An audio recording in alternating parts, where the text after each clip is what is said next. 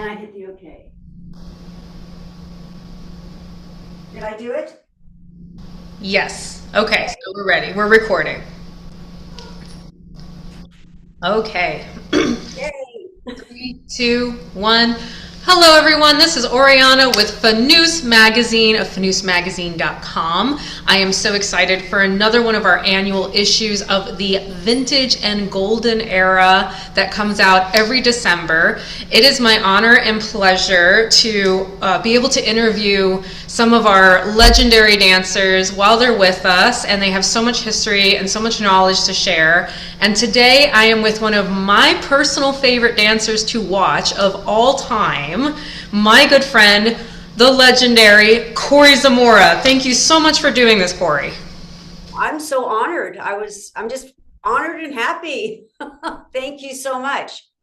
The honor is all mine. So I know you've been dancing for a super long time as far as dancing goes, and you started at a young age too. Can you tell us how you got started in belly dance specifically? Belly dance specifically. Dance since 1953, several different types of dance at all. There was an elk. And once a year they had an Armenian night. They brought in belly dancers. Of course, I never got to go. My mother didn't have anything good to say about it, but I wanted to know what it was about. So on my 21st birthday, I wanted to see belly dancing. That was 1971. And my mother asked around, and everybody said the best place to go is the Fez. So, of course, we went to the Fez. And I was very lucky because that first night, I saw Fanoos, Marta Schill, and I saw who was going to become my first teacher upstairs in Sinbad's cave. So it was the best way to see it for your first time because it was the most educational, well-rounded.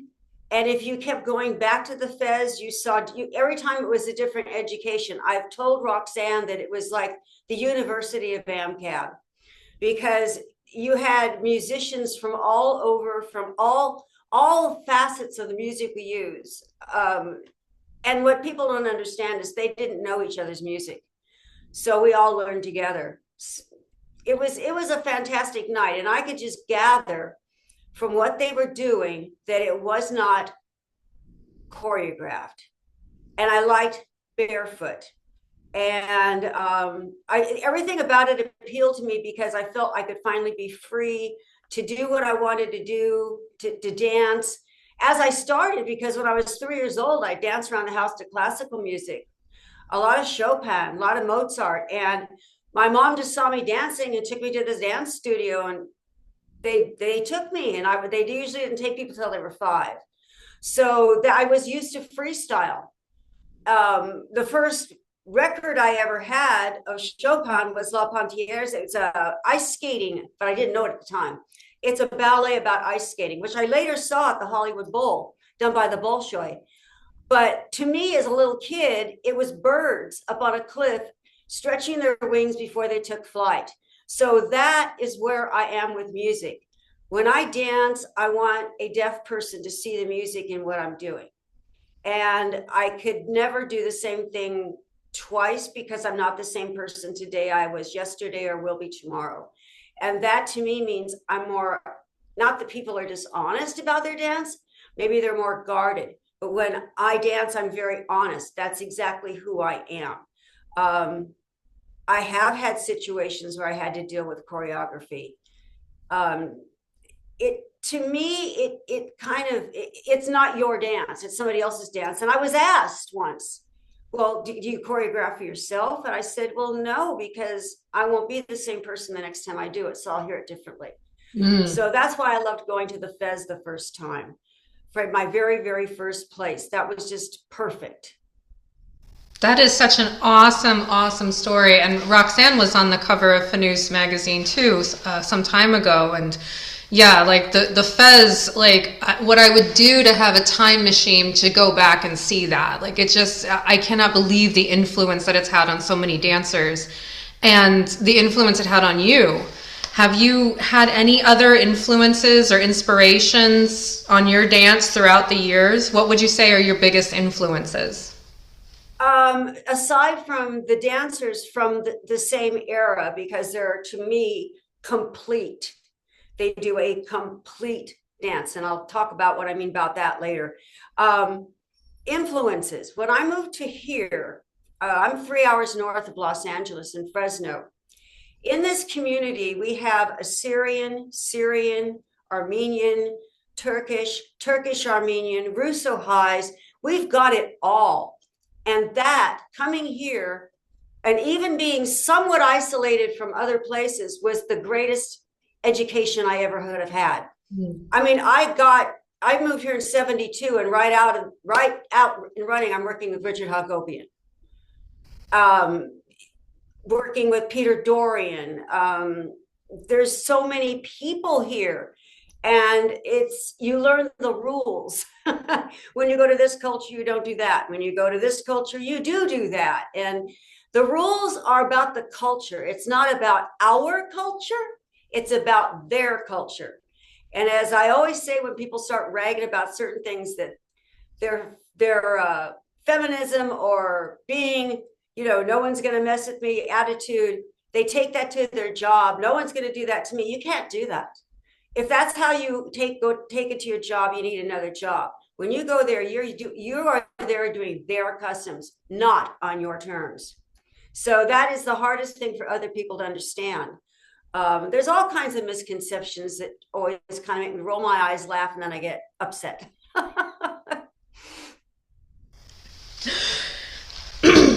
So I want to address the elephant when we talk about vintage and AmCab.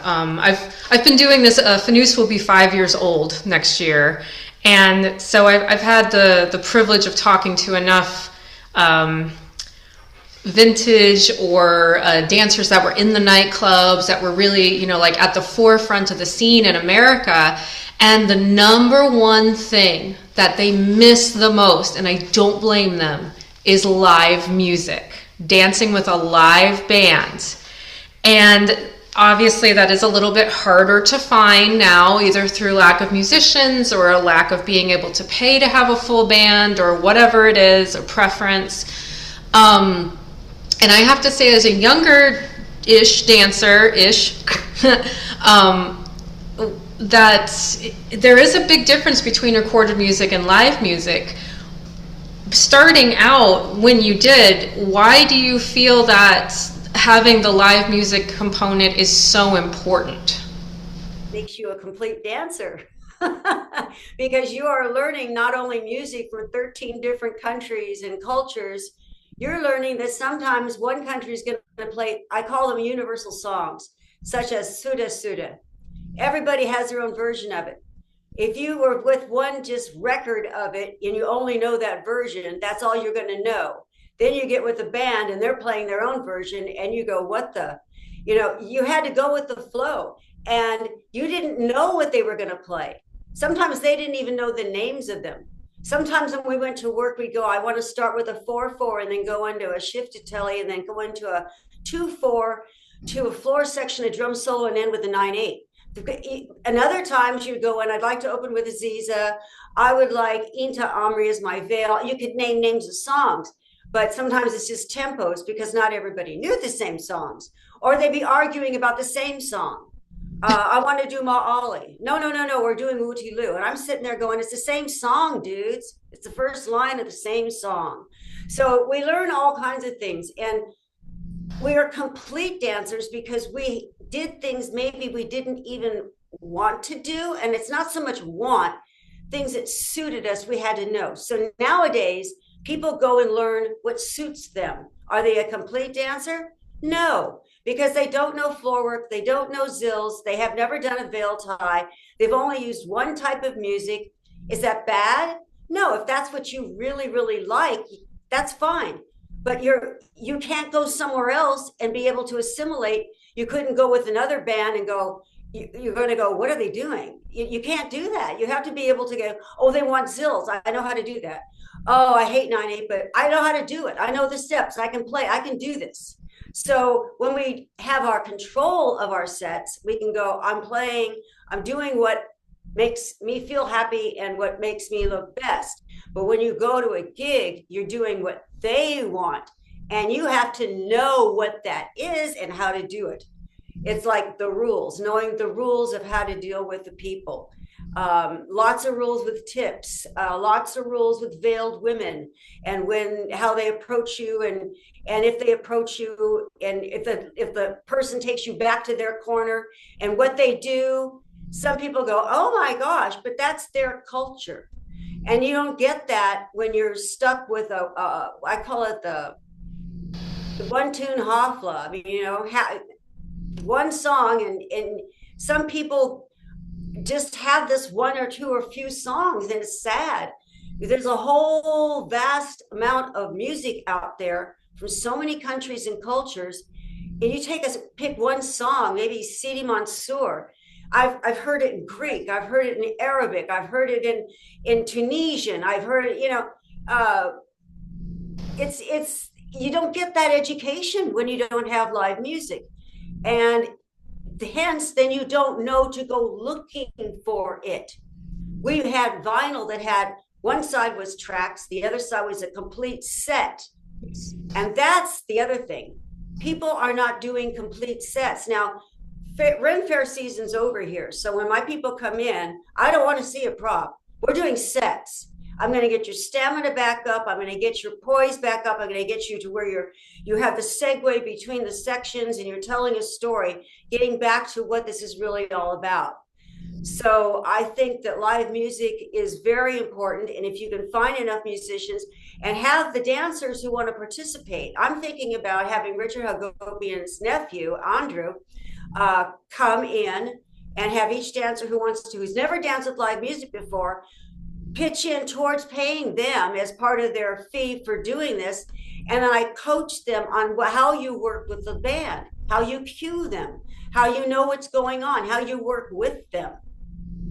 Live music's very important. I don't feel that someone's a complete dancer until they've at least had a few times with a real band and they know what to do, because that is part of what grooms you.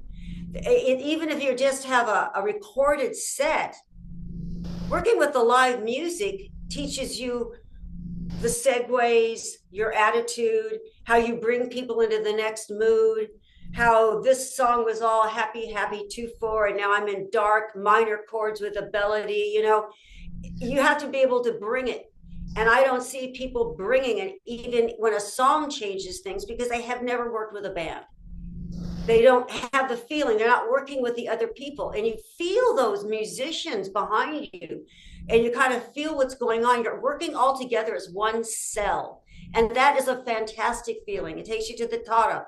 That's where you zone. And people just don't have that anymore. Music to my ears, pardon the pun.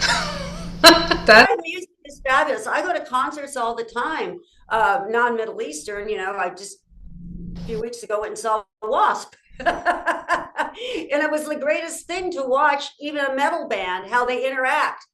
And Blackie Lawless, who is a sculptor, and he does these kabuki things with his face, and he writes all the songs, and that's another form of art. But if you don't know anything about live music, you don't know what to watch. You don't know what to take in.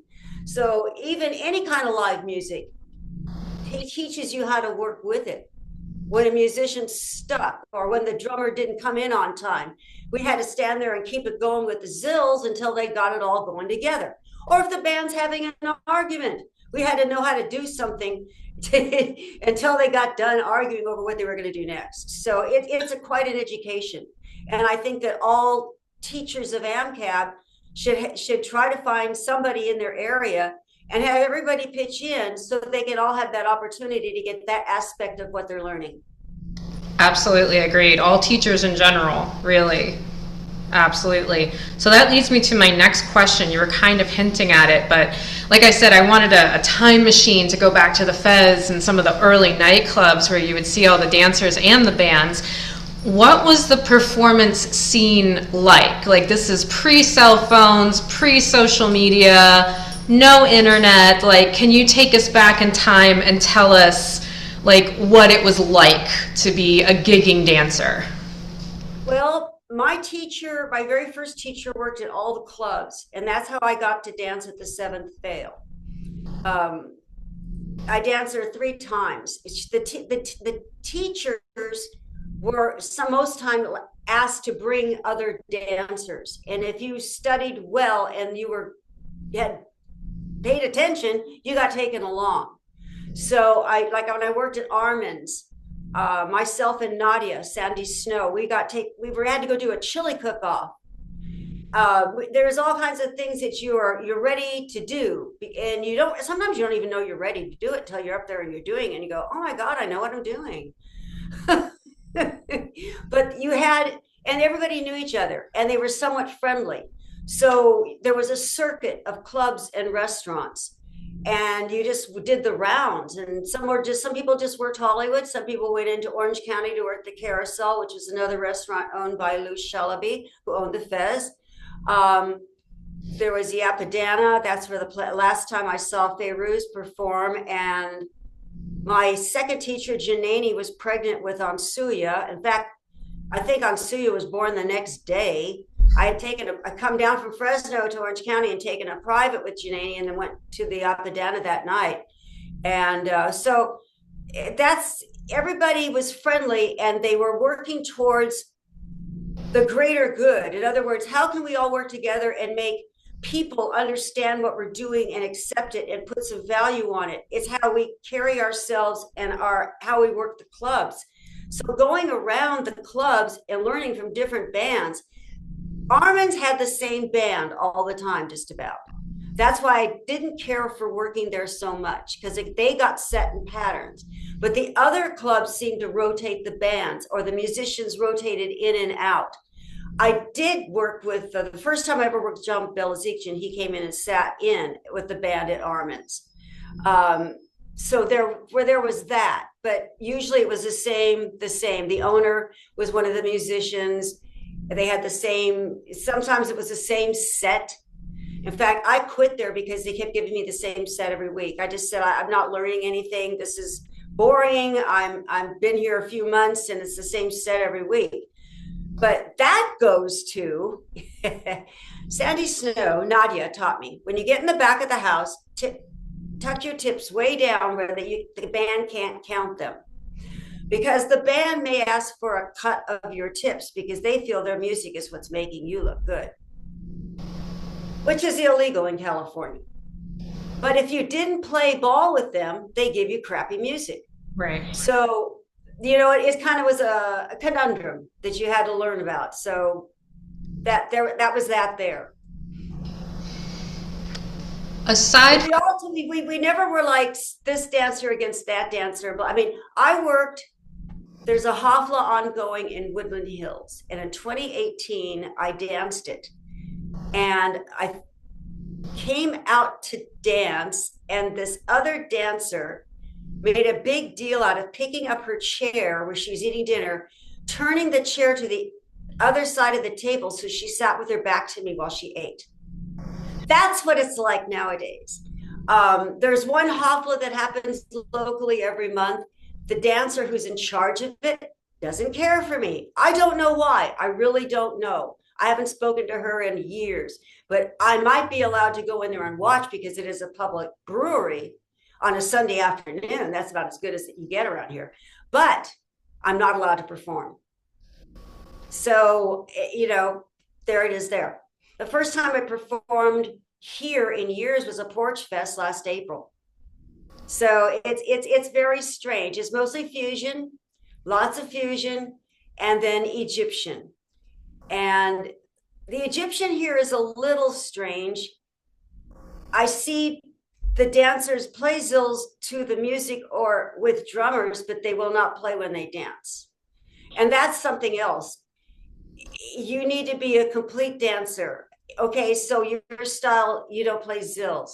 But the thing is, you have to know how to do it. What if you got hired and they said, okay, this is what we want, blah, blah, blah. You stand there and go, I don't do that.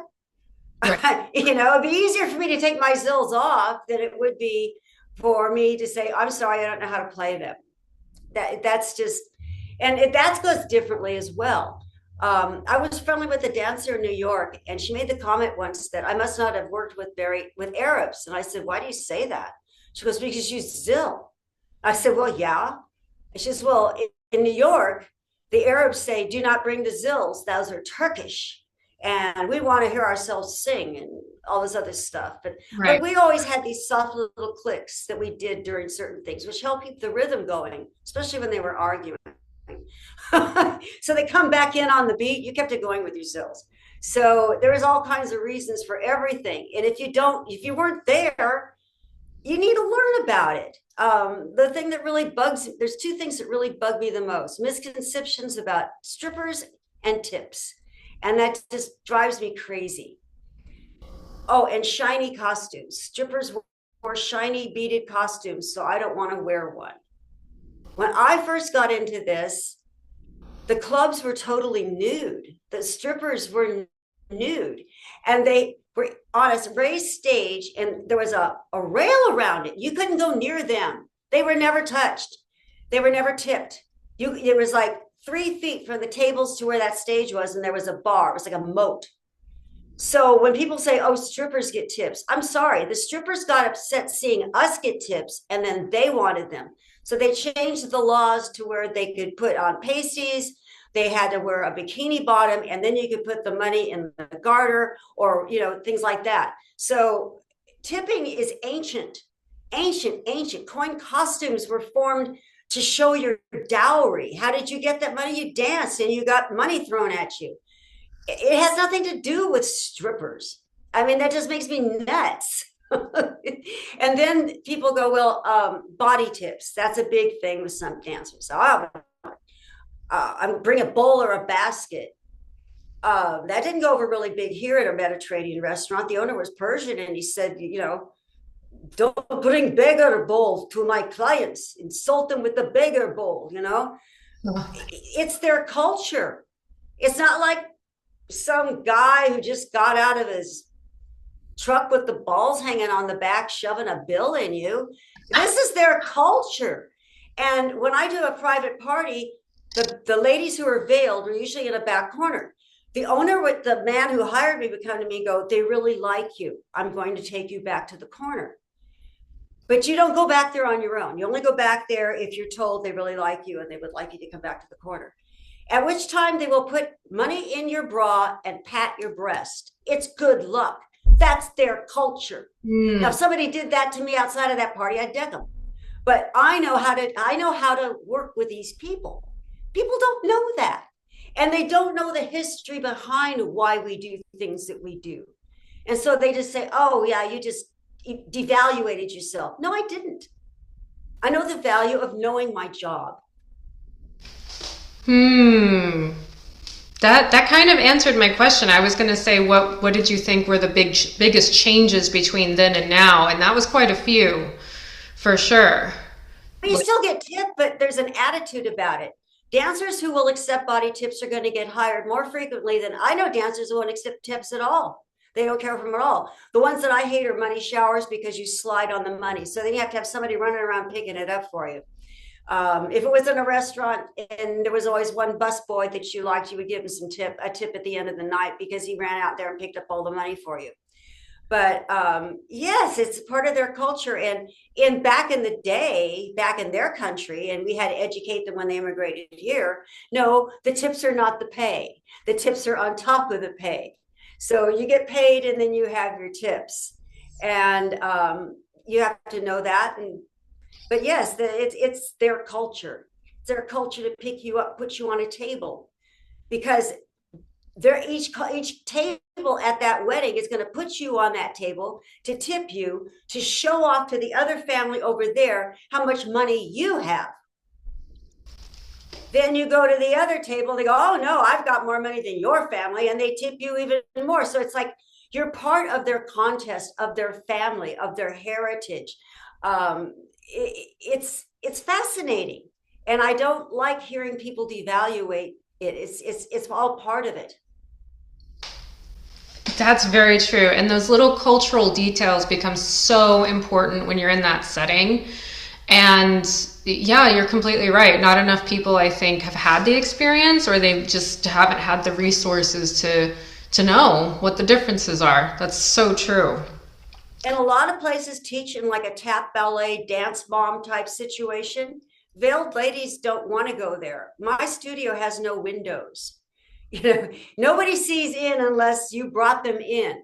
So the ladies come in and they take that stuff off and they feel comfortable and we dance. Right. I've danced at those parties. They're fascinating. They all arrive in a full kaftan with the hijab, everything. They take it off. They're in a dress that's this big with these strappy little shoes and gold, all jewelry all over them. I mean, it's fascinating. Then they put the thing back on, cover it all up, and walk out the door and go home. So you have to make them feel comfortable with that. It's their culture, not yours. You're there for them, not you. What do you see in the future for American cabaret? Now, I know this is a big question. American cabaret is always going to be there for those that really want to work, really want to know, really want the whole package. And there's several of us left. Now, some because of either going with the times or they had kids or they have a bad knees or they went to another style that didn't require things that AmCab does.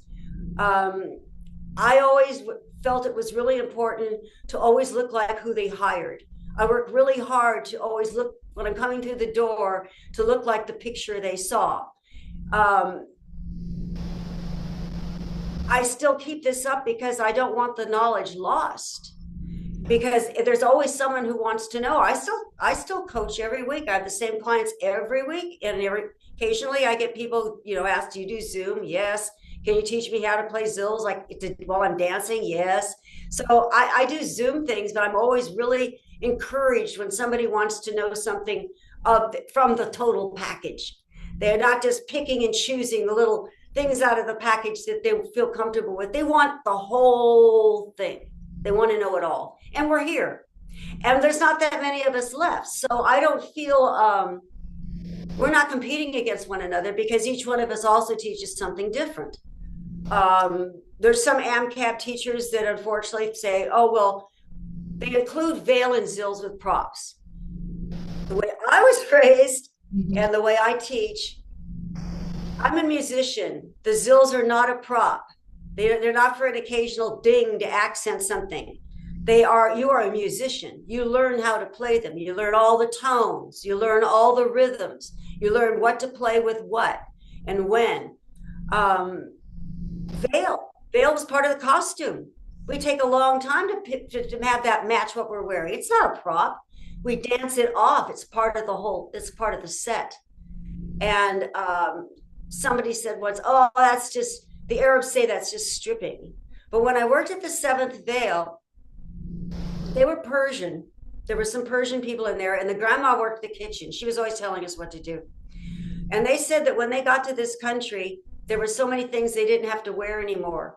And the veil represents discarding what is no longer needed. It's discarding, and so we try to take it on as a part. It's a part of us we no longer need, or we're unveiling ourselves to our being totally there, raw for the dance. You see everything, what's going on. So to me, zills and veil are not props. They are part of the total package. They are part. I'm a musician, and the veil is part of a costume. I love that. I love several ties. I teach 7 different veil ties. Yes. And that's because when you're working with a person that you work with a lot, you don't all end up doing the same thing.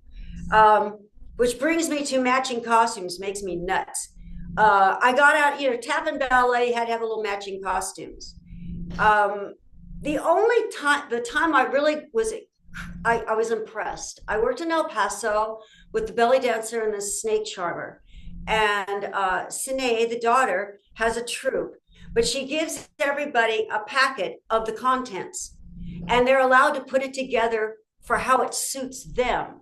So she has a theme going on, but they're not identical. Each girl has something that looks like what fits them and they're comfortable with. And I was very impressed, and I did praise her for that, because I usually don't care for these lineup, Radio City Music Hall type things. It's just, especially AmCab is not a stage art.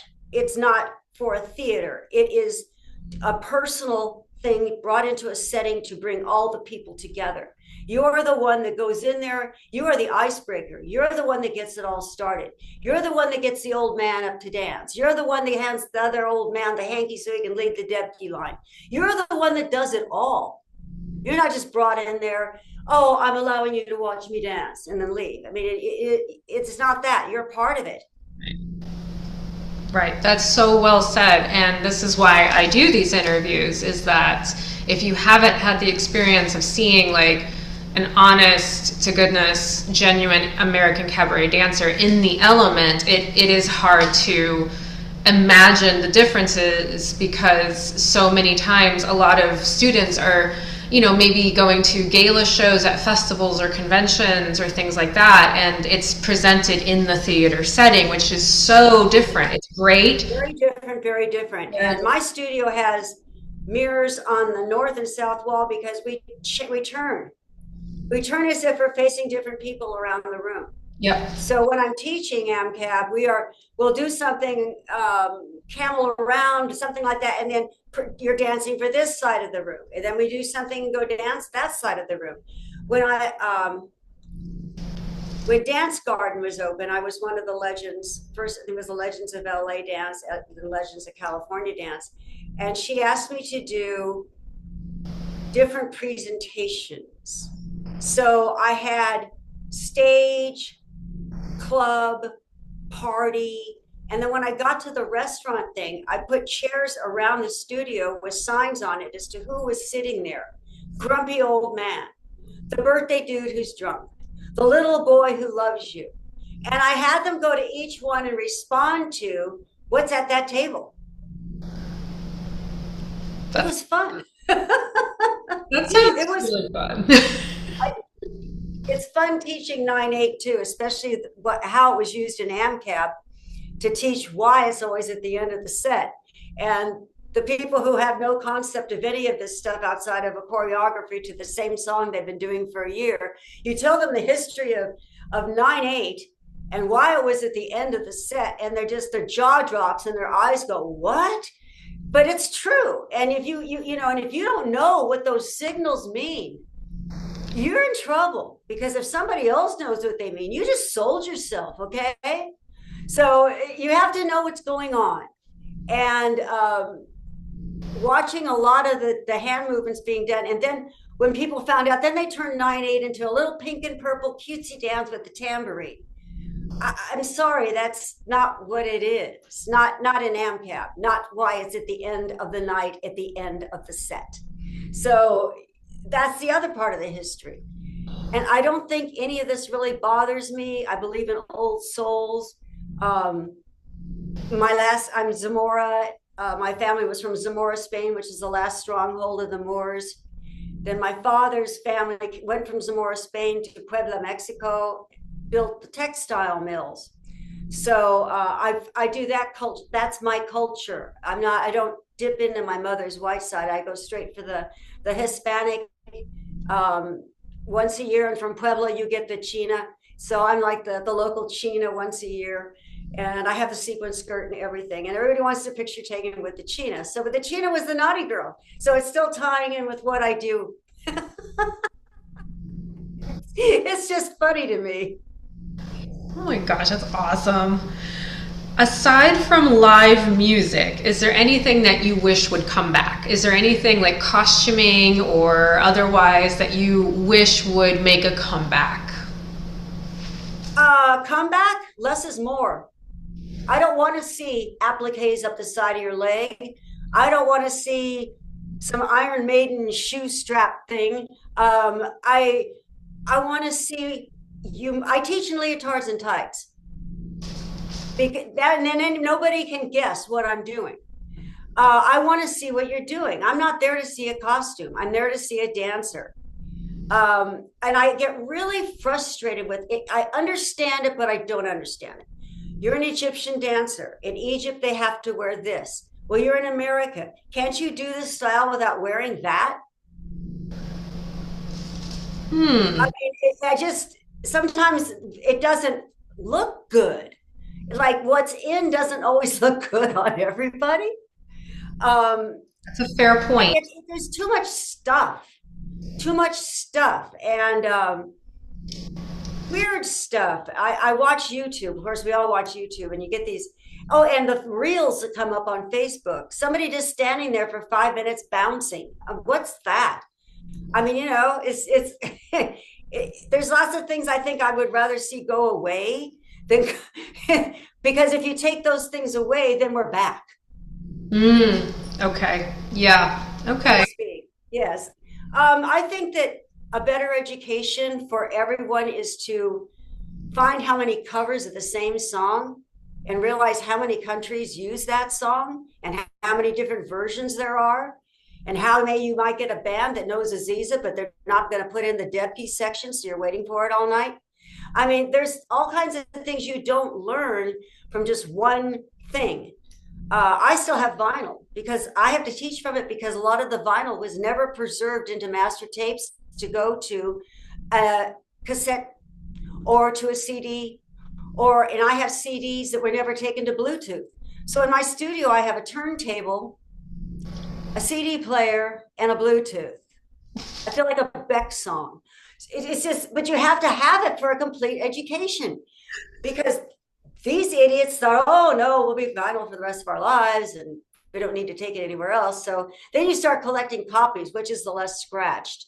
So it's going back in time. You go back to the Fez record, and of course, it has Live at the Fez set in the one side. On the other side, there's all kinds of songs, which I recognized later in Billy Dance Nights by Setrak. I go, oh, I know that song from the Fez record. That's the education that's lacking. I used to write in books, reference this book over here was for this book here says that you have to cross-reference your music. You have to know, you just have to. You just have to. It's no different than education in anything else.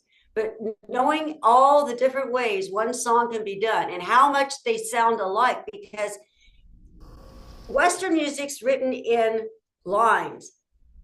Middle Eastern music is in a circle. And it's true because you hear a certain melody and it won't be long before you're going to hear that same cadence in another song because it can just do so much. And then someone told me once, well, it's also governed by religion, Islamic religion. So it's only allowed to do just so much. So you have to know that. I love, I don't know if he still does things because what I have is not even on MP3. DJ Nader, he did a whole series of CDs that sound like house mixes of some of the most traditional songs I've ever heard. But you take those to a party and the old people are happy and the young people are happy because it's a house mix sound to a song that Sadun El Bayati made famous in the 70s. Right. So, that's what you need to do is you need to cross-reference your music and find out how many people did this and how many ways it can be done. Absolutely. Absolutely. This is why we're friends. Okay. As a fellow teacher, I have used your material actually in class, and I had you sub one of my classes once, and the girls were like, "Oh my God." That was so much fun. And it's so good because even though I'm an Egyptian style dancer and I love Egypt and I love Egyptian music, I am an American, and you made a very poignant point there of at the very least you should know everything. You should know everything. Yes. And truth be told, one of the reasons that I do this issue is because if it wasn't for women like you and other dancers like you, someone like me may not have been exposed to belly dance to even get into it, and now I'm traveling and teaching everywhere. So this information is so important and crucial to any belly dancer, but especially the Americans, to understand our history and where we are in the landscape of it.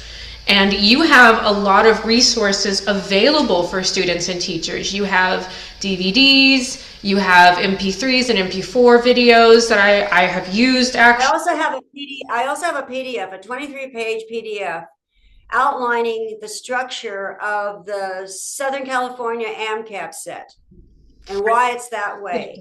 And it goes by each section. And anybody's just message me and I just send it over. It's in a PDF file and you can print it if you want. Before I had all that, I used to print them out and they were handouts when we used to do handouts. Yes, and I have all the MP4s are pretty much, I took the DVDs and made them into MP4s. Now the some didn't cross over, they wouldn't, so I'm going to have to reshoot them. But I've been kind of in a slump thing, like, okay, the Roman tide didn't go transfer over, so I need to reshoot it. But like, who cares anymore? And then everybody goes, no, you've got to do it. You've got to do it. Okay. But I get that way. We're all human. But I have people who really care and want to know, and they're here or they get a hold of me.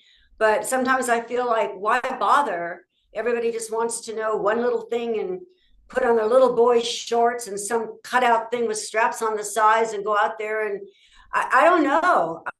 Maybe people just don't want it anymore, but I'm always here for those who do, because I know that there are people who do want to know all of it.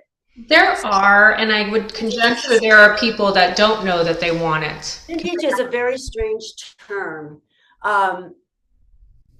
It's vintage because it's older, yes, but I try to bring it into modern times, like doing the same format. I hate using that word, but the format of the set, but substituting more modern music.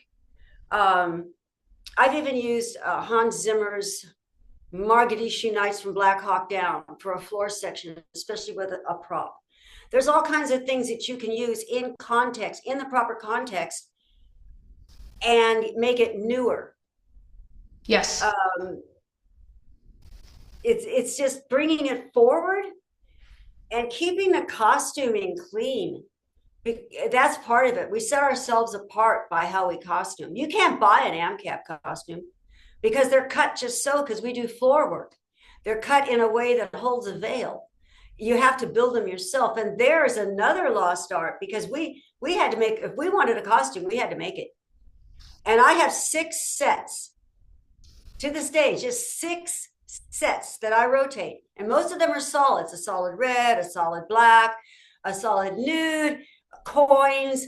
My favorite is my black and silver, which I'm going to have pictures taken in later on for you, because I need your pictures. Oh, keeping your pictures current is very big to me too. When we used to have the Habibi magazine, I would see these dancers on the front of it. And then I met them and they didn't look anything like that. I didn't even know that was the same person. I don't appreciate that. And I don't appreciate others doing that in our art. You should always be honest with your pictures and keep updating who you are. That's why I keep updating, making sure I still am the same, so to speak, so people get what they hired, what they wanted. But the costuming is so important. Everybody wants to see bare feet. Everybody wants to see the belt that's cut high on the thigh. They want to see the Turkish circle skirt. That's what they want here. And when I came here, it's pretty much, if you don't zill, you don't work. But it isn't that way so much anymore, because it's been accepted that not all dancers zill. But I really like to keep AmCab going, because it's a thing into its own. It's like almost as if all of a sudden this dance exploded and anybody could do it. Not anybody can do AmCab. No. I would agree with that. It isn't stringing a few songs together that are, it's more than just stringing some songs together. You have to tell a story. You have to set a mood. You can pick 4 different songs from 4 different countries and you're telling a mood. And knowing things, okay, we go through the Fez routine. At the very end, it goes into an Iraqi section and I'm teaching it. I suck at it. For one thing, my hair, I don't know what it is about Iraqi hair, but this hair doesn't want to go like that. It goes clunk, clunk. And to coordinate that with my feet with the steps, I teach it. I know the proper steps. We're doing that end section of the fez and we're doing it properly. Is it my favorite? No. Oh my, I have some dancers that go, I can't stand 9/8, but man, I'm sure glad I knew it because they played it the other night at my job. So those are the things I'm talking about. To be complete, you've got to know. And you can't just say, oh no, that's not anything I'm be interested in it for 2 minutes so you can at least have an intelligent conversation with somebody about it, please. It's we all had to take algebra. Have we used it? No. Better than algebra. Usually around tax time, you see these memes that go, gee, I'm sure glad I learned algebra. Why couldn't they teach us how to do taxes? So we all have to learn things that we necessarily will never use or don't like. But do you know it? That's important to me. Way better than algebra, in my opinion. Yes, yes. So this has been amazing. How can people find you and get in touch with you and your class? I do not have a website anymore because the expense and cost of a website and keeping that up when everybody was on Facebook. So my Facebook page is not family pictures, or although I will show you my cat, my cat's one once in a while. But it's, if we have a family thing, I might post something for a day, but it's all about the dance. And it's about the history of the dance. I've been posting Turkish spoon dancers. They play the spoons instead of zills. I love coat checks. And when I can find a reel or a clip of a coat check, I love that. And to come here and learn why Armenians hate male belly dancers is because of the coat checks. Because when the Ottomans were marching the Armenians to the concentration camps, they passed the gypsies, so they call it that. I don't use that term. And the men were out there dancing. The Kocheks were dancing in the skirts because they didn't allow the women to perform in public. Nowadays, I get these reels where parties, they hire a Kochek. And the guys come in, they're funny, they tell jokes, they dance, they're silly, they talk in little voices. But that's part of the culture too. So you're on Facebook and my Facebook, yes, I'm on Facebook and I'm on Messenger. I have Messenger. I can send you PDFs. I can. People ask me questions. It was a great question. I asked them, can I use this as a post and go further with it, make it more into a thread where we can all talk about it. People get a hold of me because they want a Zoom session with me. So I'm in California, and usually I can pretty much do time zones within reason. We all work together on that because I felt really bad. I had a dancer, Maureen, in London. She was getting up at 2 a.m. to attend my 6 p.m. Monday class. And we were always so honored when Maureen would show up, but it was like, I felt so bad that she had to do that to do class. So I'm always here. And that's another thing important. That's why I always wanted my studio in my home, so I could be there for anybody when they need me. My vocal coach and my acting coaches are all taught from their homes. And then Janani taught from her home. So I got used to that and I saw how it works. And I'm a real OCD housekeeper. So when somebody doesn't show up, I can go clean something. I'm just weird like that. But I try to keep it all together. I've got sticks with plates on them. You just can't see them. This is why we're friends. We're the same. Yes. This has been wonderful, Cory. I cannot thank you enough. So many things that, like that same dancer turned her chair. When she saw I was at that Hofla, she put her zills back. She wouldn't bring them out and play them. So, I mean, things like that happen, little things like that just makes me think, well, gee, let's learn those, And I'm always so nice to the people that are most horrible to me. I'm so nice, probably irritates the crap out of them, but I don't know how else to be. Oh, wow, that's a great piece of costume.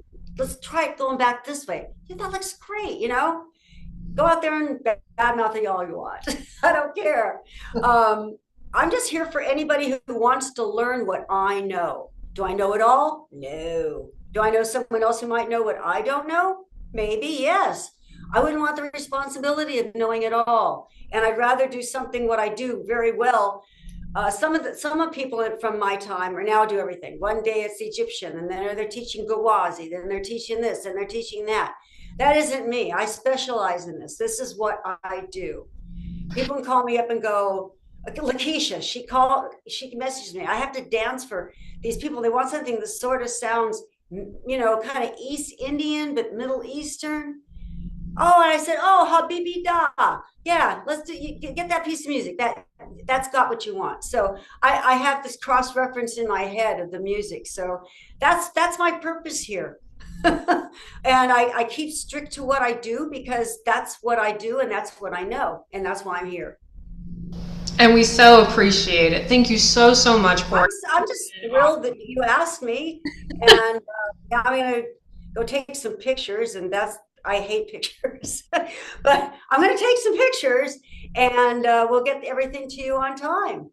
You got it. Thank you so, so much. I can't wait for this to come out. And again, just thank you. Keep in touch. And these other dancers around, Antoinette Smith, that was Antoinette. She was one of the first dancers at the fest. She also happens to be, somebody in her family married somebody in Sohaila's family. So her granddaughter's Isabella or something like that, but I don't know much about that because I don't teach in levels. I let everybody progress as they would progress. But then the Fanoos, Aram is up in Oregon. A lot of us are still around and here, and we all are always willing to share what we know. And the reason why I don't teach in levels is because I had one dancer once that was beat deaf.